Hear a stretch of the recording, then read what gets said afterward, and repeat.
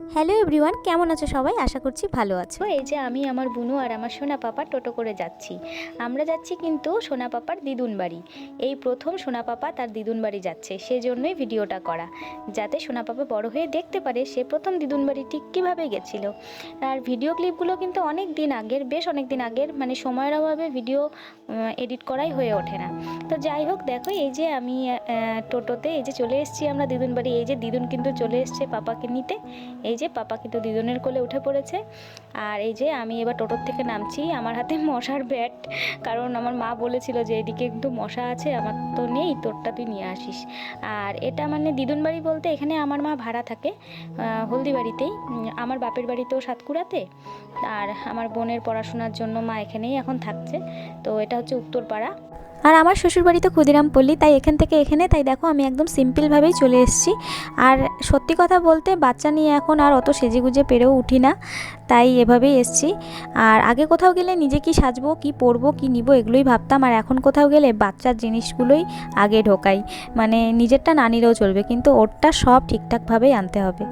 আর এই দেখো এখানে কিন্তু আমার মা সোনা পাপাকে বরণ করছে, তার দিদুন।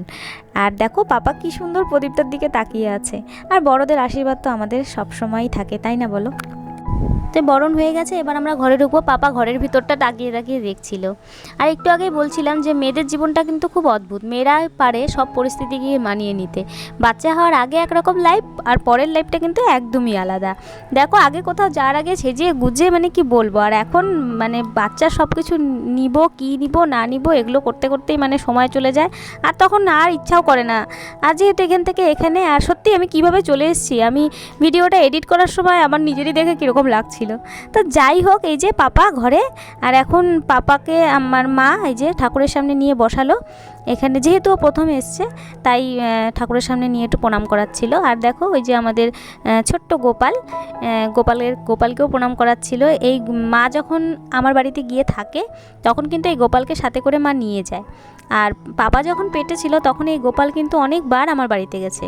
তখন অনেকেই আমাকে বলেছে যে দেখবি তোর ঘরে গোপালই আসবে। তা আমি তখন বলতাম গোপাল আসুক বা রাধাকেই পাঠাক, যেই হবে সে যেন সুস্থ হয়। তো আর আমার কখনোই এরকম ছিল না যে ছেলেই লাগবে কি মেয়ে লাগবে, যেই আসুক যেন সুস্থ আসে, এটাই আমি সবসময় চেয়েছিলাম। আর এই যে আমাদের গুরুদেব, আমি আর আমার বোন ঠাকুর অনুকূল চন্দ্রে দীক্ষিত। তো এই গুরুর দয়া তো কী বলবো, সবসময় আমাদের মাথার উপরে আছে। আর এই দেখো এবার পাপাকে মা বিছানায় শুইয়ে দিচ্ছে, দেখার জন্য ঠিক কী করে। আর এই দেখো তাকিয়ে দেখছিল, এদিকে একটা পুতুল রাখা ছিল। আর এই সময় আমার পাপার বয়স ওই 5 মাসের মতো। তো আর বললাম না যে ভিডিও ক্লিপগুলো অনেক দিন আগে, এডিটের সময় হয় না দেখে মানে শেয়ারও করতে পারিনি। তো এখন থেকে ভাবছি একটু সময় দিব, কারণ পাপা এখন একটু বড় হয়েছে, একটু থাকে সবার কাছে।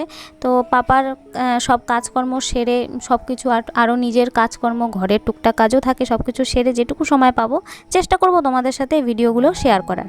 আর শেয়ার করার মাধ্যমে কি হবে, আমার কাছেও এই পাপার ছোটোবেলাগুলো স্মৃতি হিসাবে থেকে যাবে। তো ভিডিওটা কেমন লাগলো তোমরা কিন্তু কমেন্ট করে জানিও। তোমরা কমেন্ট করলে আমি অন্য ভিডিও বানানোর অনেক উৎসাহ পাই। তো এই ভিডিওটা এইটুকুই পর্যন্ত। তো দেখা হবে তোমাদের সাথে নেক্সট কোনো ভিডিওতে। তো আজকে এখানেই তোমাদের সাথে টাটা। সবাই ভালো থেকো, সুস্থ থেকো।